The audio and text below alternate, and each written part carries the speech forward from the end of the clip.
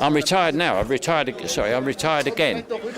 Because I don't have a script, I'm out of work, I'm unemployed, and so I'm retired. Michael Caine has reached the moment he always said he hoped would come on his own terms. I'm the lead in a picture called Youth. People are going to be disappointed. In the story, I have a medical exam and I get older and I go to the doctor for the results. And he says, there is absolutely nothing wrong with you. And he said, you know what we call that? I said, no. He said, youth. But there was another line in there when I had this scene with the doctor. He says to me, how does it feel being old? And my line in the script was, I don't understand how I got here. And I thought to myself, neither do I. You're all very young here, and I'll tell you what's going to happen when you get to my age. You're going to go, what happened? About 8 years ago, I was 36. And it's all gone by so quickly, you know. A reporter once said to me, he said, how do you feel about growing old? I said, well, considering the alternative, fantastic. After more than 6 decades on screen, the man who became a constant presence in film history is slowly stepping back. Not with a grand announcement, not with a farewell tour, but with quiet words, careful choices, and a tone that feels final. Fans have picked up on it through recent interviews and rare public appearances. There is gratitude in his voice, but also acceptance. For many, it feels like the closing of a chapter that shaped their love for movies. You don't retire in this business. The business retires you. And there's still a demand for Michael Caine. And while there is, if there's stuff that I really, really want to do, I mean, I just got a little tiny British movie that I'm doing for scale, you know? Why are you doing a tiny little British movie? Because I love it so much. A small little movie? Yeah. And what made you like it so much? It's real. It's a fantasy, but it looks real. It's about a little boy who lives in an old people's home because his parents own it. Yeah. And he's interested in ghosts because they keep dying around him. Yes. His friends always drop dead, and then this very old magician comes in to die and takes him through to find the ghosts. And you are? The old magician. That's what I thought. In this video, we are going to look at why Michael Caine, at 92, is saying goodbye, and why this moment has been so emotional for audiences around the world. Should I just bury the past out there with my parents, Alfred? I wouldn't presume to tell you what to do with your past, sir. Just know that there are those of us who care about what you do with your future. At 92, barely able to move without pain, he told the world his time in Hollywood was over. There was irony in the way he explained it. Making it look like you're doing nothing, he said, is actually very hard.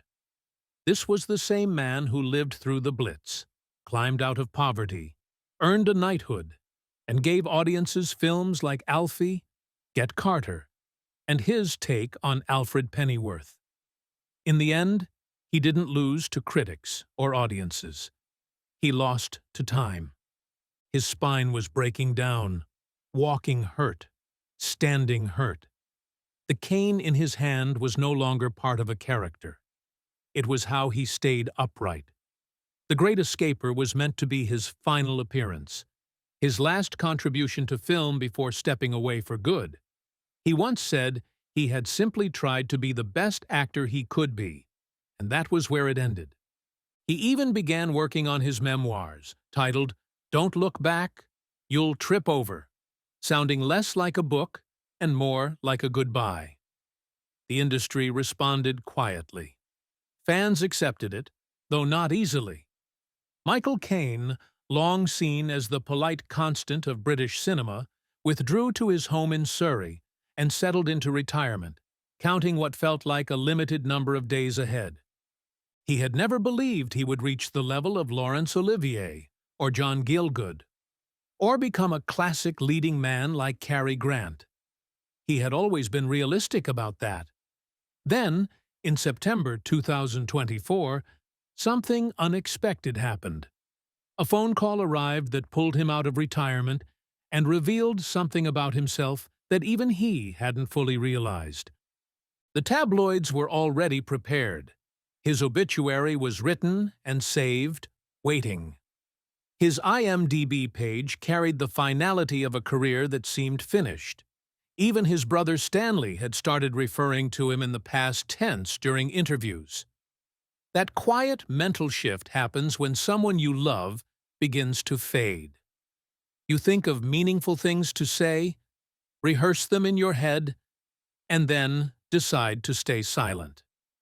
At 92, an age when most people live in memories, when his body protested every movement, and when false death reports about him spread online almost every month, Sir Michael Caine made a decision no one expected. He was going back to Hollywood. He had often joked that growing old gives you no choice. The only other option is death, so you might as well stay cheerful. But this return wasn't for a small role or a voice part done sitting down. It wasn't a soft farewell project. It was a full action film, one that demanded more than his body realistically had left to give. His acting philosophy had always been simple. Don't perform. React. Listen. Be present. Now, even that approach came with physical risk. Insurance documents alone needed 17 signatures. He underwent a medical exam that lasted 4 hours. The real question wasn't why he accepted the role. It was what force was strong enough to pull him back when he had already said goodbye. What was he still trying to prove, and who was he trying to prove it to? The news broke suddenly. October 2023. The Great Escaper had just premiered and received the strongest reviews of his entire career. Critics praised it heavily. Many called it the perfect ending to a long career. He sat in his study, surrounded by 2 Oscars, 3 Golden Globes, and a BAFTA fellowship, reading praise that should have satisfied him. Instead, something bothered him. "What do I have to do to top these reviews?" he asked his wife, Shakira. That question revealed the truth. He wasn't trying to top them. He was trying to escape them. 2 days later, he announced his retirement publicly. Speaking to the BBC, he said he was 90 years old, couldn't walk properly anymore, and that his career was finished. He spoke honestly about his life, saying it had gone far beyond anything he had ever imagined, even compared to his father's life. Behind the scenes, the medical reality was worse than anything printed in the press. Spinal stenosis had narrowed his spine, trapping nerves and turning movement into pain. Every step sent sharp signals through his body. A fall in 2018 did more than cause injury. It ended the belief that determination alone could overcome physical limits. His doctors didn't soften the message. The condition would continue to worsen. There was no fix. Every future role would now involve deciding whether his body could handle it. Studios began to hesitate. Insurance companies added restrictions. Conversations about responsibility replaced casting offers. The phone that had rung for nearly 70 years stopped ringing. And that silence felt heavy. For someone who had worked since he was 14, appeared in more than 160 films, and measured life through projects instead of calendars, retirement didn't feel peaceful. It felt like being erased. He spoke openly about developing severe claustrophobia. Closed doors made him uneasy. Even small spaces felt threatening. Still, he tried to adjust. He told himself this was normal, that he had earned rest. He wrote. He worked in the garden. He watched old films where his younger self moved freely, fought without hesitation, and stood without planning his next step. Some mornings, he caught himself reaching for scripts that no longer arrived. He rehearsed lines for movies that would never be made. At times, he studied his reflection as if preparing for a role that had already been given to someone else. His wife, Shakira, watched him slowly fall apart with the calm of someone who had already seen him survive worse times. She had pulled him back when he was drinking 2 bottles of vodka a day in the 1970s. She had stood by him through the deaths of close friends like Sean Connery, Roger Moore, and Terence Stamp. She had seen him through scandals and career highs without flinching. In 50 years, she had only seen him cry 3 times. Once when his mother died, once when he held their first grandchild, and once when his body failed him and he couldn't climb the stairs without help. But this moment was not the same. This was not grief. It was not addiction. It was not failure. It was the slow pain of an actor with no work, a storyteller with nowhere to go, a man who had always lived through movement, now forced to sit still. The house felt emptier, without a reason to get up each morning. The days dragged on without filming schedules to give them shape.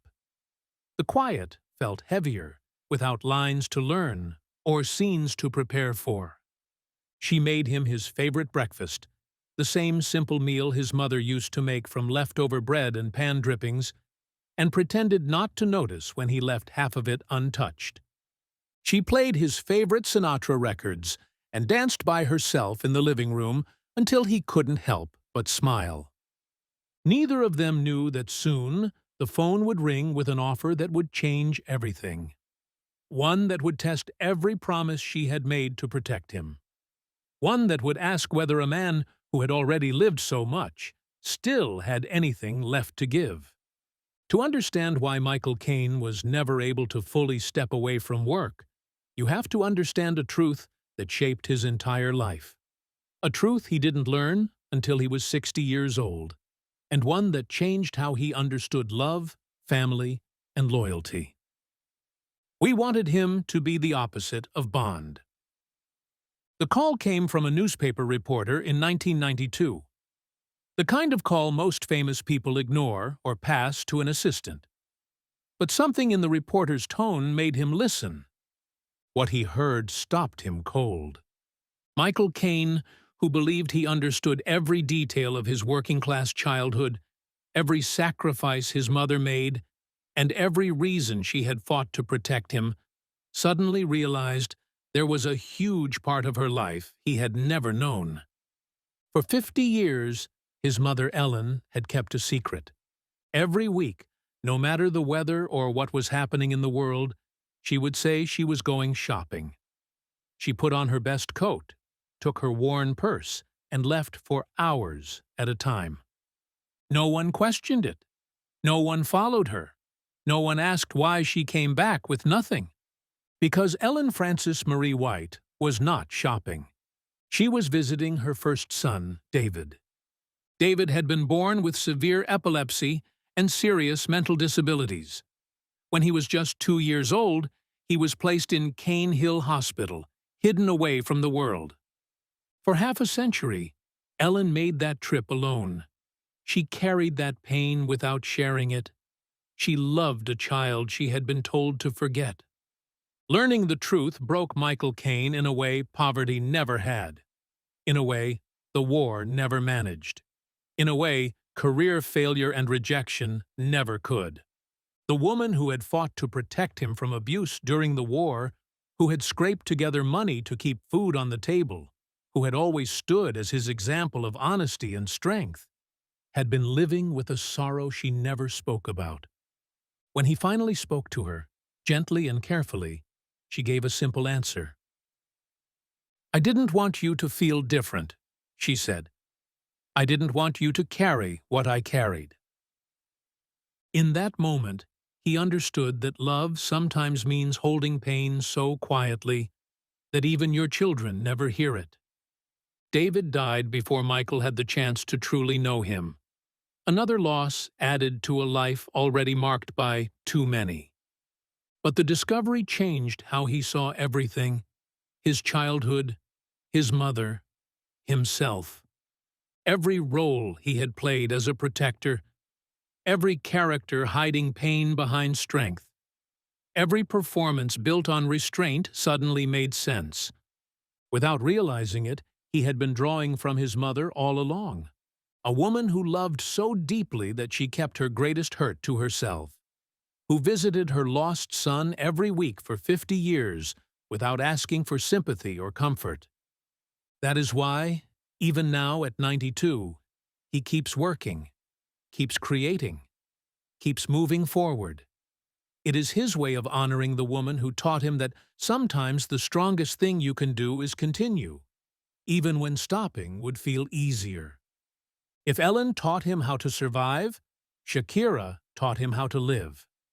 But when they first met, Michael Caine was doing neither. By 1970, success had swallowed him whole. 2 bottles of vodka a day had become normal.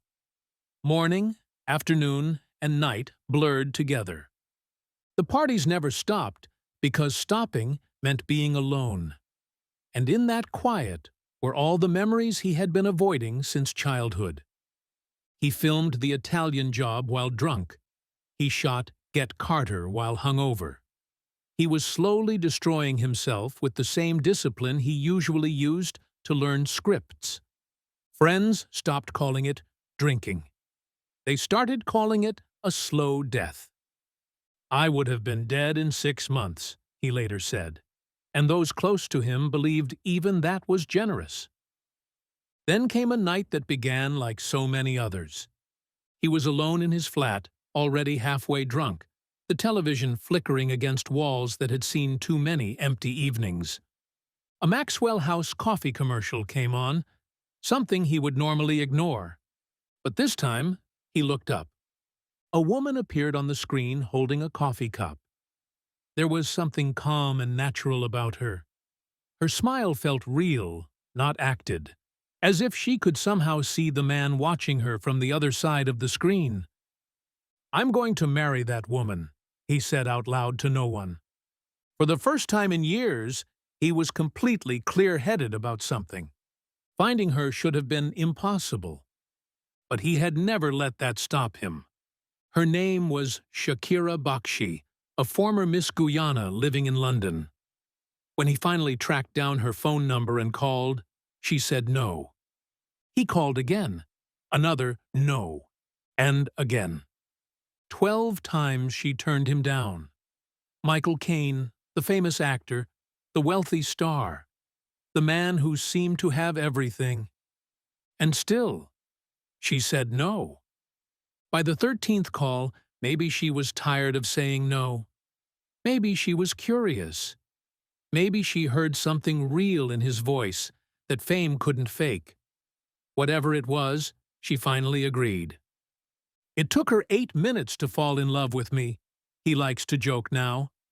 "It actually took 2 hours, but I knew after 8 minutes that I'd found my reason to stop falling apart." She didn't change him with pressure, warnings, or emotional scenes. She helped him by looking past the public image and seeing the scared child still shaped by air raids, still missing his father, still carrying memories he had never shared. She made him want to improve without ever making him feel small.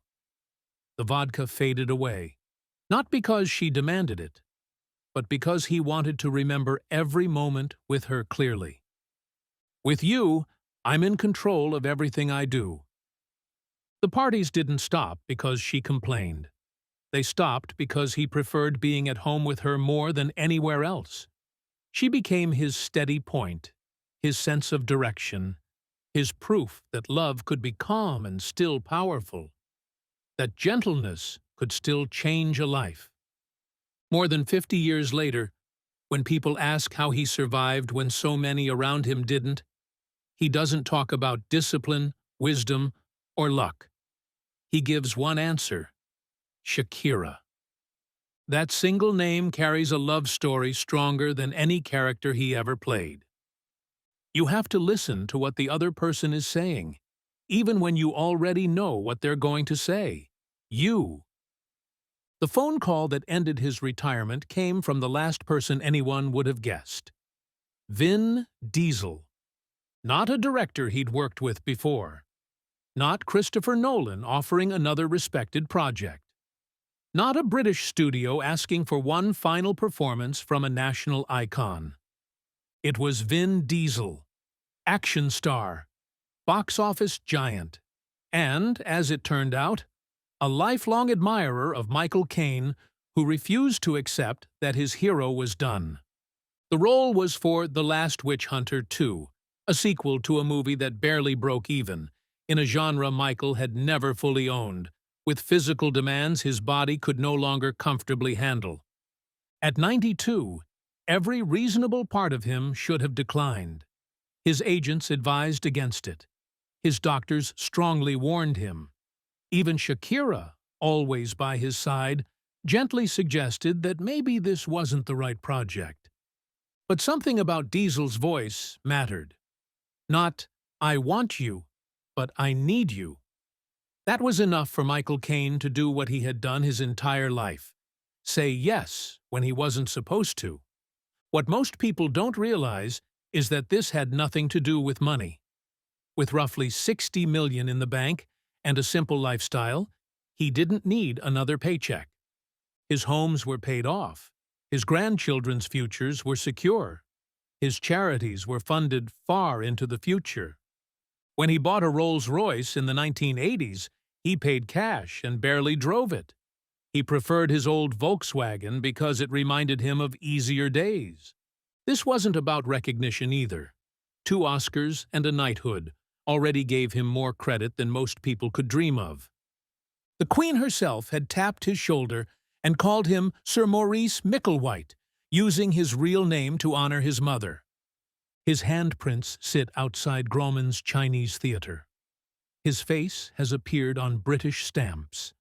His voice lives in the memory of 3 generations. It wasn't about proving anything either. Truthfully, he wasn't even sure he could still do it.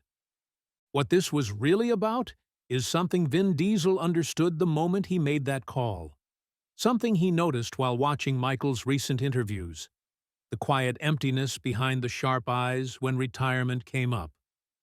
Diesel had lost Paul Walker. He knew how fast life could end. He knew that waiting for the perfect moment often means never acting at all. This was about purpose, about the fear of becoming past tense while you're still breathing, about refusing to be filed away while you're still alive. It's about someone who would rather give everything one more time than sit comfortably in silence. Someone who knows the real ending isn't when the heart stops, but when it no longer has a reason to keep going. The preparation is exhausting in ways that would break men half his age. Each morning now starts 2 hours earlier, not for scripts or makeup, but for a long routine of medication that makes movement possible. His spinal stenosis hasn't improved. It never will. There are only short windows when the medication peaks, and the pain eases enough for him to move without showing it. He works with a physical therapist who focuses on elderly actors, though he is her oldest client by 10 years. She teaches him how to look strong, how to stand so the camera doesn't catch the shake, how to lean without it being obvious. "We're not fighting age," she told him. "We're working around it." What stands out most about this whole effort is that he never pretends it's easy. In every interview, he speaks openly about the pain, the struggle, and the real chance that this project could take more out of him than expected. "My wife calls me a lion in winter," he says with a small smile, "but even old lions remember how to hunt." When filming begins in September 2025, he will be 92 and a half. The insurance alone costs more than the full budget of many independent films. Every day on set requires a medical team on standby. Special chairs are built to look like set pieces while secretly supporting his body. Body doubles handle everything except close-ups and dialogue. And still, when the camera rolls and he steps into character one more time, everyone there understands they are seeing something rare. Not just an actor doing a job, but a man refusing to let time decide his ending. Perhaps the most demanding role Michael Caine has ever played is simply being himself. The working-class kid who refused to accept where he started. The soldier who came home determined to live. The alcoholic who chose love instead. The son who made peace with his past. The father who learned from mistakes. The husband who openly says his wife saved his life. And now, the 92-year-old legend who won't let go of the thing that still makes him feel alive. His new book, set for release in March 2025, is titled "Don't Look Back, You'll Trip Over." Yet his life shows the opposite. He looks back, learns from it, and keeps moving forward anyway. When fake death stories spread online, as they often do now, he doesn't react with anger. He understands what they mean. People preparing themselves for the loss of someone who has been part of their lives longer than most of them have been alive. But he isn't ready for that goodbye. Not while there are still stories left, still roles to play, still that boy from Rotherhithe inside him who learned that survival meant motion. The real loss would be leaving something unfinished. Critics will say he should have stayed retired, that this sequel is below him, that he risks damaging his reputation, that at 92, memories should be enough. They may be correct, but being correct has never guided Michael Caine. He chooses to stay active, to stay working, to refuse quiet surrender. His body is worn. The cane is permanent. The medication never ends. The pain is daily. But inside that aging body is someone who understands something most people miss. That purpose doesn't expire. That passion doesn't retire. That the real mistake isn't reaching the end, but quitting early. So when you see him on screen in 2025, moving slower, speaking softer, leaning on Vin Diesel not for the scene, but for balance, don't feel pity. Feel encouraged. You're not watching an old man chase the past. You're watching someone show that life isn't measured by years, but by what you do with the time left.